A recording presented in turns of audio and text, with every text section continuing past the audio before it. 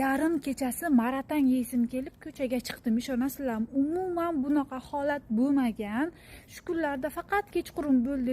Bir nimalar xumori tutib yeysim kelaveradi. Qap-qorong'i bitta o'zim chiqdim. Hamma hozir ovqatlanib, yuvinib, yotishga tayyorlanib o'tiribdi. Lekin men shu maratangi yemasam xuddi bir nima bo'ladigandek shu ovqatni sotib olishga ketdim.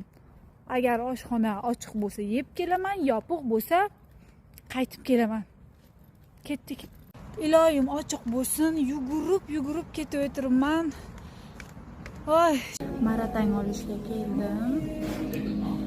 Yopilmagan ekan olib, faqat endi uyga saboy qilib olib ketib keldim.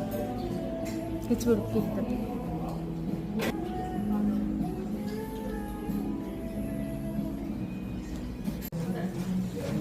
감사합니다. Olib keldim. Voy, buni tushirib tashlagan, bog'lab tashlagan degin. Voy, buni qarang. Nimagadir shunaqangi yegim kelib turibdi. Bismillahirrohmanirrohim. Hozir bitta og'zimdan chiqmasam bo'lmaydi.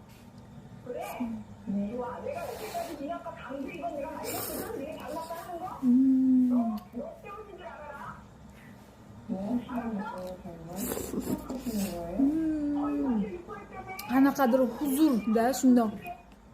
Tavba, nimaga bunaqa bo'ldi bilmayman. Hammaga yoqimli ishtaha, men yarim kechasi ovqatlanib o'tiribman.